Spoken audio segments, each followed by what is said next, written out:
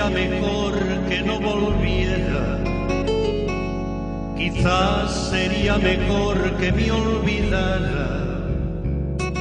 Volver es empezar a atormentarnos, a querernos para odiarnos sin principio ni final.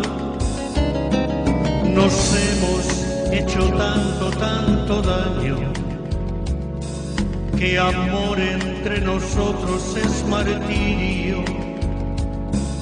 Jamás quiso llegar el desengaño, ni el delirio ni el martirio, seguiremos siempre igual.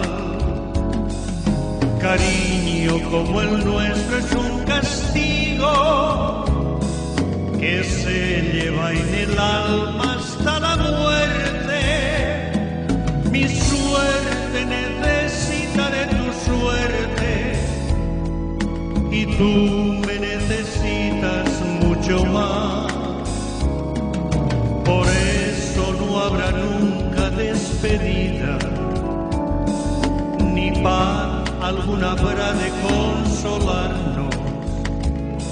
Y el paso del dolor ha de encontrarnos de rodillas en la vida, frente a frente y nada más.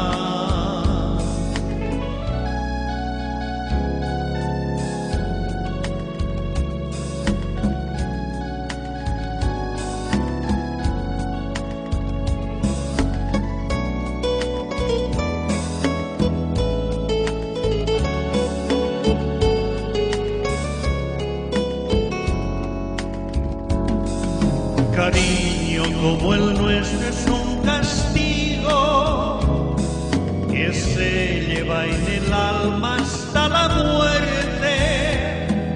Mi suerte necesita de tu suerte y tú me necesitas mucho más. Por eso no habrá nunca despedida, ni paz alguna habrá de consolarnos. Y el paso del dolor ha de encontrarnos de rodillas en la vida, frente a frente